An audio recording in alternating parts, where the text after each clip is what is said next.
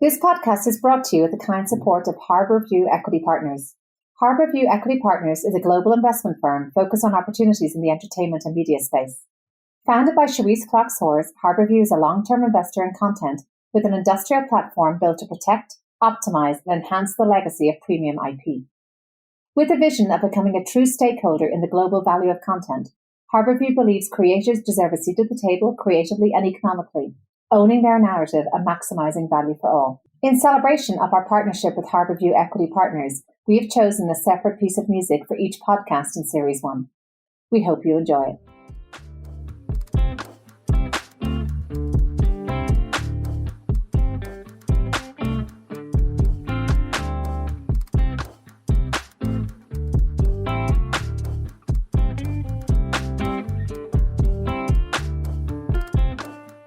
I'm Aoife Devitt, and welcome to the 50 Faces podcast, a podcast committed to revealing the richness and diversity of the world of investment by focusing on its people and their stories. I'm joined today by Michael Halpern, who is founder and president of Westmore Capital Advisors, a multi-strategy investment firm that invests across asset classes focused on early-stage growth capital companies, as well as investments in more established companies undergoing substantial transformation. He was previously co-managing member and co-chief investment officer of Dorchester Capital Advisors, a fund management firm that invested in hedge funds, private equity funds, and secondary hedge fund interests. Prior to that, he ran a long-short hedge fund, Dorchester Advisors, that he founded in 1991. He previously held a series of roles in financial services in the Los Angeles area and currently holds a number of board roles. Welcome, Michael. Thanks for joining me today. It's great to be here. Well, let's start with your background, where you grew up, what you studied, and how you came to enter the world of investing and finance. Well, it was sort of a family business. My dad and my uncle were both in the business. My dad was a securities analyst and my uncle was a portfolio manager. So we had family dinners Friday nights at my grandparents' house. And a lot of the talk really was about stocks and the markets and sports. So I really grew up with it. And what sport in particular was your family interested in, or everything? My dad was a big hockey fan. So he had season tickets to Ranger games. And so I went every week or every other week with him. And it was an incredible bonding that we had together. And I feel incredibly lucky that we had that time together. And what age were you when you started sitting at the table and playing a part in these conversations? I was pretty young. I was probably about 10. And, I picked up on these things. I didn't know everything they were talking about, of course. But, they talked about people and what their mindset was. And my dad was an analyst who covered IBM. So the conversations often turned to IBM. And so by being so immersed in one company, I picked up on what he said and started just sharing my thoughts. So interesting. I would love to be a fly on the wall in some of those meetings. Well, we'll come later to any wisdom that you picked up there that you brought to your own career. But so going from this setting, which clearly was sowing the seeds for a career in finance and investing, you studied it in university and then went straight into the financial services industry? I did. My first job was at Goldman Sachs in their mergers and acquisitions department. And it was 1983. And the world had just started to recover from the long recession that had been induced by Paul Volcker in trying to cut out inflation. So Goldman Sachs was quite understaffed relative to the amount of business that they got in 83 and beyond. So young people, like I was a 22-year-old, got a tremendous amount of responsibility. Shocking, I think, in today's world, how much we were able to do and were allowed to do. There were a lot of good lessons I learned there. Among them, pay incredible attention to detail. I mean, I came in thinking only knowledge mattered, and really packaging and presentation and how you communicate and what you communicate makes all the difference. Not to say knowledge isn't important, but how you present that is incredibly important. I learned to trust your process, and Goldman Sachs had really well thought out processes. And if you stuck with your discipline and your process, the outcomes would follow. And that you can't spend too much time in the hiring process. So Goldman Sachs really vetted potential employees in a way that was thorough and ultimately ended up with a team that is second to none. Really interesting. Just before we move on to your entrepreneurial phase of your career, I'd love to ask, because you went to Wharton, which is obviously seen as a bastion of financial education. To what extent do you think those skills you mentioned, the skills around people, understanding them, hiring, are taught at a business school or a undergrad setting? And should they be? Or do you think we can do a little better in terms of infusing the academic subjects with these softer skills? I think these softer skills are underrepresented in business education. Now, I'm speaking from 40 years ago, so I can't tell you what's going on today. But these non-financial skills really are the foundation for thinking about investing. And on top of that, you can put technical skills, which are also, you can't live without those. But understanding people, their motivations, and what kind of people you want to surround yourself with, those are lifelong, and those don't just apply to finance. Those are for your life. And it's really interesting as people work more remotely, how they're going to pick up some of those skills, because obviously I still don't think they're being taught in a third level education setting. Just want to move to your founding of Dorchester Advisors, a long-short hedge fund. Can you talk us through the thought process of that, and where did the name come from anyway? Well, the process was after Goldman Sachs, I worked for an entrepreneur named David Murdoch.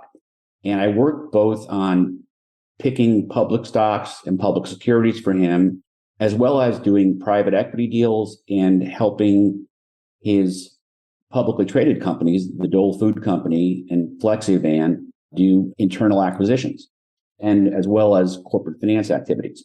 So I worked for him for 5 years, and I learned a number of things from him and his team, maybe a little bit off topic here even, but I learned from his right-hand guy, a guy named Ray Henze, really how to do your homework, be incredibly prepared, and how to conduct yourself professionally. And from Murdoch, I learned that he had a couple of quotes that he would repeat. One was acres of diamonds in your own backyard, meaning that you don't necessarily have to go looking all over the world to find really good investment opportunities. And then also he'd love to say he's a broken field runner, which meant that everyone's going in one direction, you should consider going in the other direction. I learned a lot there. Again, they gave me a ton of responsibility for a very young person. I was 24 when I started there. And then ultimately, we were considering starting a fund, a private equity fund, but David Murdoch didn't want to proceed with that. So I decided I wanted to do my own thing. And as I had done research on stocks for Murdoch, while I didn't really have, I would say, portfolio management experience, I decided that, and I'd always wanted to work for myself, that I decided to start a long-short hedge fund. And I named it Dorchester Advisors because Dorchester is a street that I grew up on. So I had very positive connectivity with that name, and it felt right to me.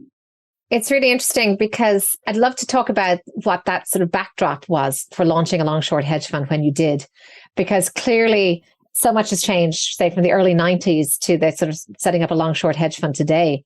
Would there be any kind of key differences? Yes. I don't think it's anything like it was back then. Back then, hedge funds were meant to operate in the grout, not the tile. And so we were looking for opportunities that other people were overlooking. And I focused in the small cap value area. So one of the big differences was Reg FD. And Reg FD really limited the amount of communications that management could have that were differentiated among investors. Of course, they could never give out inside information prior to Reg FD, but you were allowed to have private conversations with management. And I loved that. I got to learn about their businesses, how they operated, and again, what kind of people they were. Were they the kind of people that I wanted to invest with? So that was really one of the big differences. Another big difference was funds were much smaller. There was something that I like to label the original hedge fund value proposition, where it was really the performance that motivated managers to do well. They had a lot of their own money in the funds. There was a complete alignment of interest. And ultimately, they would make their money on the performance of the fund, not on the management fees. As the industry grew and hedge funds became much bigger, they were focused on more on management fees. Let's talk about building the firm. It's one thing to have the vision, to have the stock ideas, to have the strategy in your head, but then you have to do the nasty business, or maybe the enjoyable business, but the necessary business of developing a client base. How did you go about that? It was certainly a learning experience for me. I'd never done that before. I was fortunate to have met people along the way who were mentors, who I was able to share ideas with, and some very sophisticated people in the industry. And so I got the backing from Murdoch as well, even though we had a very amicable parting. I think he was sad to see me go. And I think this is the only time he ever invested with an employee who left the firm. So I had his support, and I had the support of friends and family, and like I said, other people in the industry who knew me well. And then from there, it was really concentric circle to build the client base. And one person told someone else. I did do some cold calls, but very little. I thought I could just let the record speak for itself and it would be viral, but it didn't work that way. I learned about packaging and routine communications. I was very focused on my quarterly letters. I tried to be very transparent, and so people could understand my investment process. And that worked. Ultimately, people who invested with me sat on committees of foundations and endowments. Those institutions invested with me. Those institutions had consultants. Those consultants got to know me, and they referred me to their other clients. And I'll say that type of transparency, the deep detail and the really, I suppose, transparency into actual stock ideas and your thinking process behind them is something that I certainly saw carried through to the next Dorchester, the Dorchester Capital Advisors, when we looked at it. So it definitely does seem like a winning formula. I'd like to move on now, if you don't mind, into what you've been doing since leaving that Dorchester, the second Dorchester we mentioned. Can you tell us now about your current role in Westmore Capital Advisors and what you're looking at today?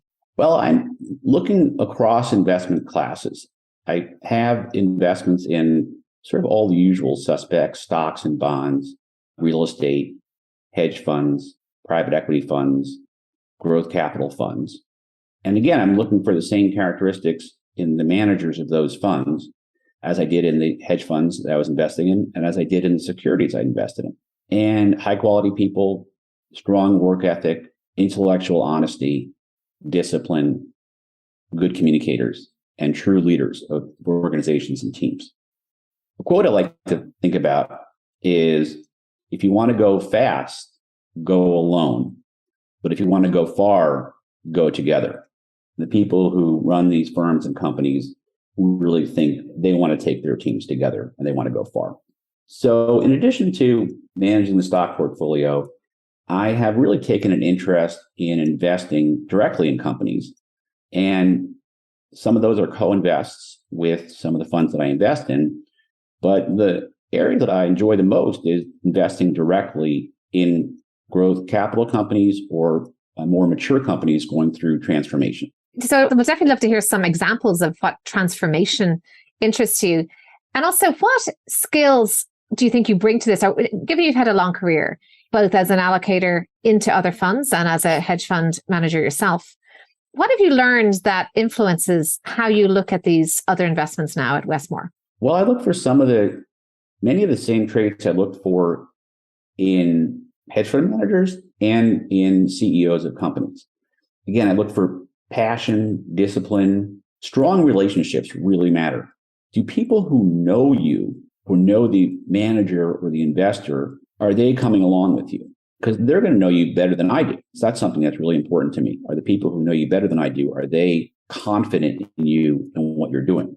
But I don't rely on that. I mean, that's something that's important to me. But ultimately, at the end of the day, I have to trust my own process to make a decision of whether I'm going to invest or not. I'd also look for people who are flexible. I had a portfolio manager friend early on, which was great advice. She told me that you should invest with conviction, but be flexible. So investment conviction really means do your own homework. And be flexible, it means recheck your thesis. Don't be stubborn about it. So I really like people who are disciplined, focused, but constantly take in information. And if they think it's the right way to go, be flexible, pivot their business models. So I really appreciate those qualities. Okay, so you focus on companies in transformation. What does that mean to you, transformation? I'll give you an example. So this is through a co-investment that I made with a private credit firm. They found a pharmaceutical manufacturing facility in Puerto Rico that had been owned previously by a large pharmaceutical company, and it hadn't been used in a couple of years. And they were able to buy it at a very attractive price. But what really made it attractive to me was the reshoring of pharmaceutical manufacturing. So basically, with the supply chain problems, American companies are trying to manufacture more locally and have more control over their manufacturing process and their inventories. So this seemed to me to be a very powerful macro theme where we could execute on that theme in a way that was with respect to an industry that was rapidly growing. So that was the transformation that I saw, the reshoring transformation that I think is continuing. And this company will, I think, strongly benefit from that transformation. Another company in which I invested in recently is Scope Sustainability. Last year, Westmore and QI Ventures co-seeded the acceleration of the company, which had operated under the Green Disco label. Scope's mission is to meaningfully reduce the environmental footprint of the live event industry. Scope is focused on delivering a solution to mitigate the negative carbon and solid waste impact from live events, ranging from music festivals to sports to zoos and conventions. Scope has developed and continues to build a roster of initiatives that provide on-site and off-site solutions to help move live events to carbon neutral and zero waste.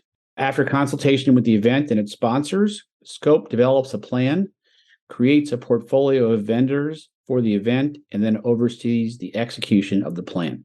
The key here is that Scope is vetting these environmental solutions providers. It's still the Wild West out there in terms of measuring the efficacy of these providers. Live events and their sponsors want to and need to know if they're getting what they bargained for and if they're really accomplishing their environmental goals. Very interesting. Why don't I move on to some personal reflections? Because not only have you had a long and storied career, but it seems like it runs in the family. Looking back at the world of investing, what have been some of the highs and lows that you've experienced so far? Well, maybe I'll start with the lows. One of my mottos is under promise, over deliver. So try to just start with the lows and move on to end on the good news. So I'd say one of the lows was at my uncle's firm where I worked for a summer. I was in research, and there was a presentation by an oil services analyst who seemed so smart and so thoughtful, and he recommended a stock. And I said, okay, that guy knows so much. I had saved some money working as a busboy and a waiter for 6 years prior. And I put a third of my money into that oil service stock, and it promptly went to zero.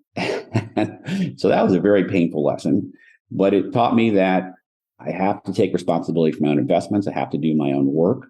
Not to say I don't listen to other people. I want input, but at the end of the day, I have to own it. Just because someone tells a good story is not enough of a reason to invest. So that was really a incredibly painful lesson, but I learned that at the right time in my career. It's probably better to learn that when the stakes are rather low, which I'm sure they were at that time. Yeah, it was painful. And then another lesson I learned was in my hedge fund business at Dorchester Advisors. I hadn't given the liquidity much thought that we gave to investors. It was sort of customary to give quarterly liquidity. And this really wasn't an issue until the late 90s when tech stocks were booming. And I didn't invest in tech stocks, so I wasn't able to keep up with the bubble that was being created. So I got a lot of withdrawals because people were wondering, well, why didn't I keep up with the tech returns? And so I got a number of redemptions on a quarterly basis, and I felt that I really couldn't invest going forward on a long-term basis with so much turmoil on the investor side in the fund. So I ended up closing the fund. And that was also a disappointment for me. But it was a learning experience for me, because when I set up Dorchester Capital Advisors, when I co-founded it, we put in annual liquidity. And that was also not customary. But I learned from my experience that you want the duration of your assets to be as long as possible. And that was an incredibly important lesson, because even though we'd had good performance at Dorchester Capital, when 2008 happened, everybody was looking to take their money out. And if it hadn't been for putting in annual liquidity in our fund, we could have very well been an ATM. But fortunately, there was annual liquidity. The 2008 crisis hit mostly in October. That's when it really was felt the most. And our redemption provisions were you had to put notice in by September 30 on an annual basis. So people had to wait until September 2009 to put in their redemption notices.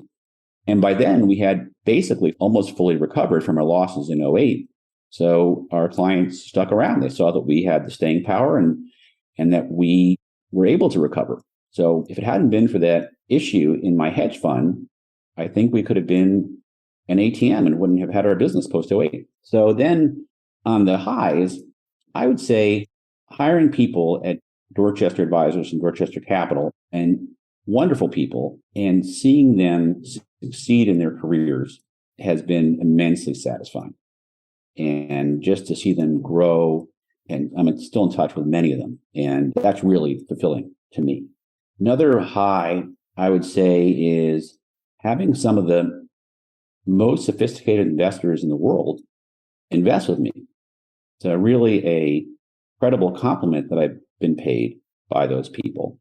And the third high for me, I'd say, is co-starting the secondaries business. Secondaries business actually was more my partner's idea than mine. And it was such a good idea. So what secondaries is, succinctly, is buying limited partnership hedge fund interests from investors who primarily got stuck with gates or side pockets and couldn't monetize their investments in a quarterly or annual redemption pattern. They were stuck post '08 waiting on the underlying hedge fund manager to liquidate those investments. So we were providers of liquidity. We were in an unusually good position because we had seen many of those hedge funds come through. We noticed they had asset liability mismatches. We noticed this in our primary funded hedge fund business.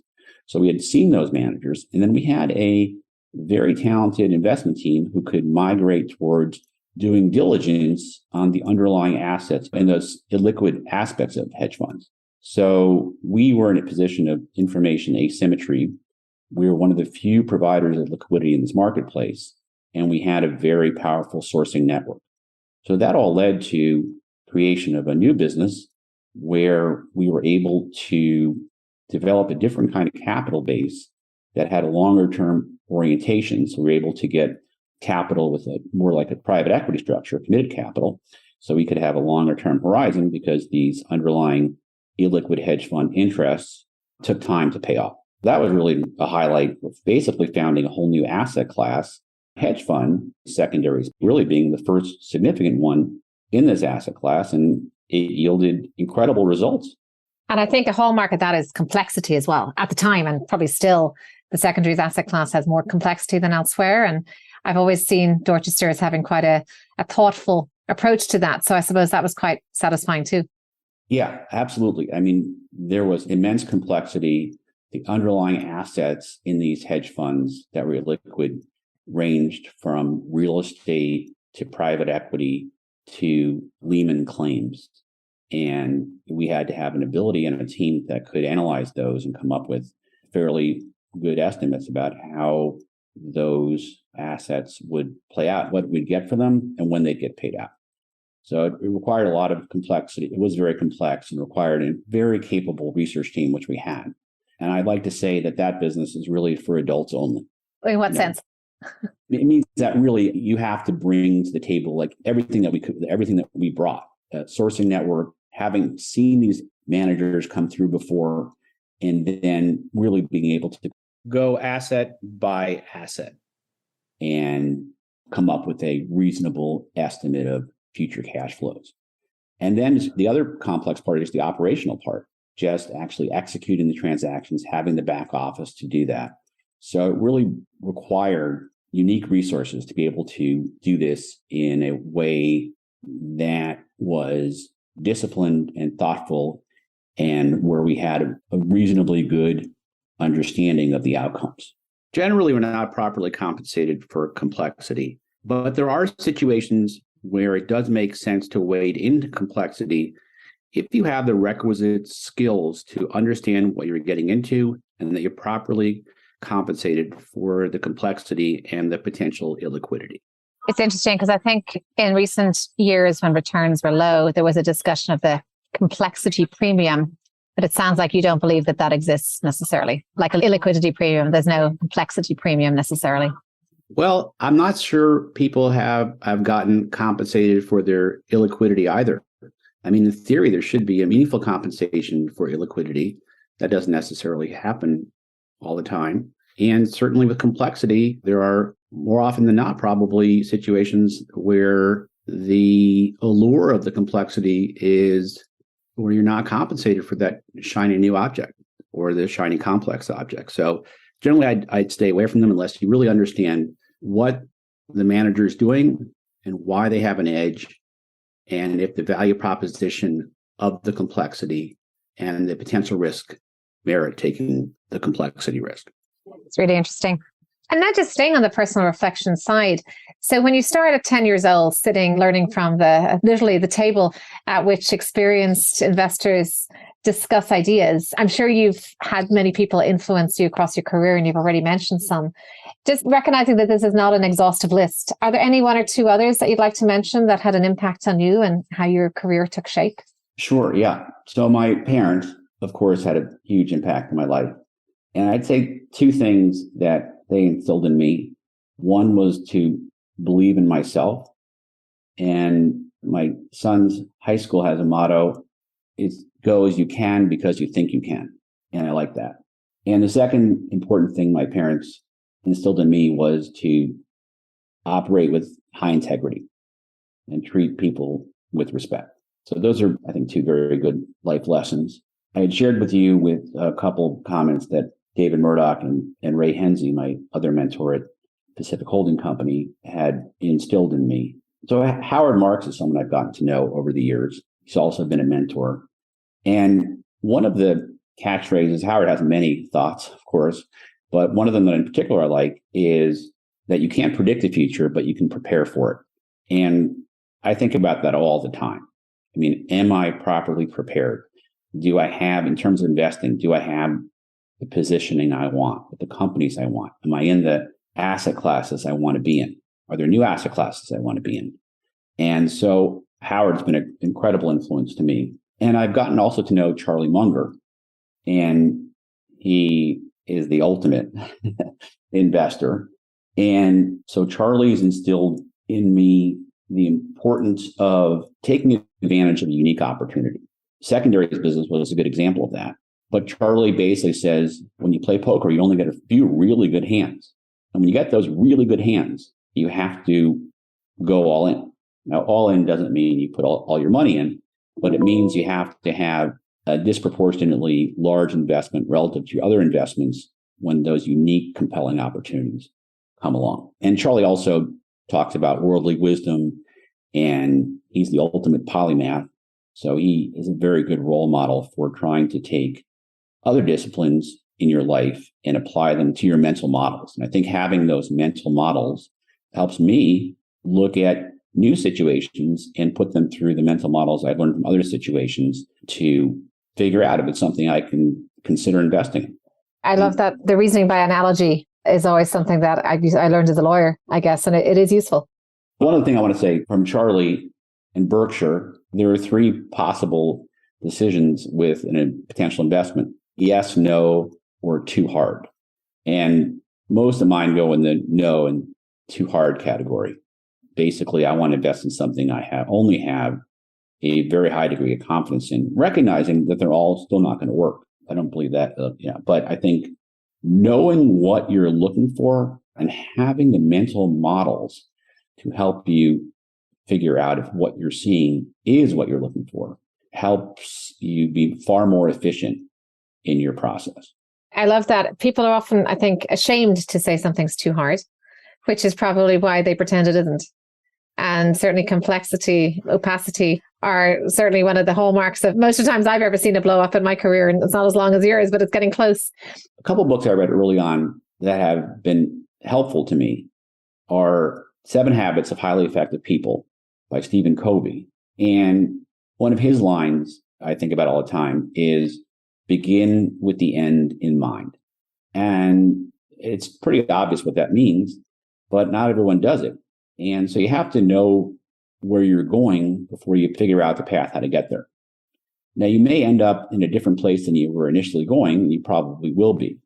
But having that end goal really helps you focus on the interim steps to get there. Another Stephen Covey line is don't confuse urgency with those things that are important. So in the old days when we had phones that rang, that would be something that most people would consider urgent to answer. But if you're really involved in something important, you don't need to interrupt what you're doing that's important to things that appear urgent but aren't important. And another book that I read when I was younger was Life's Little Instruction Book. And there are many good pieces of wisdom in there. But the page that I like the most is those things that are hardest to say, but really put you in very good stead.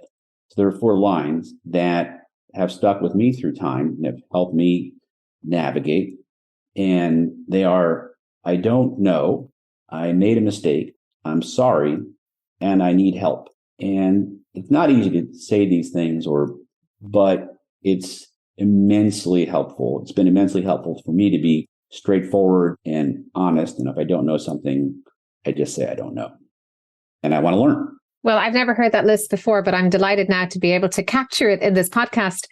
I have one last question before we get to our typical closing question, and that's around getting back to this point of complexity, because you mentioned some real, I suppose, legends in the investment field, and you've also had a career which has dealt with banking, hedge funds, as well as dealing with secondary situations, which can be sometimes born out of distress or stress. People are complex too.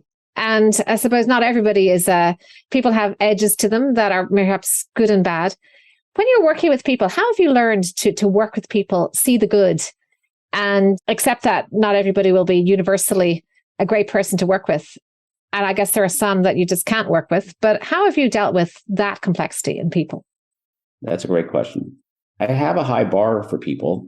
So many situations, people go in terms of working with them, go into the no or too hard category. So I try to look for what's best in people, but I'm also on my guard. So I have to balance between those two things. And if it gets above a certain threshold of too hard, I just pass.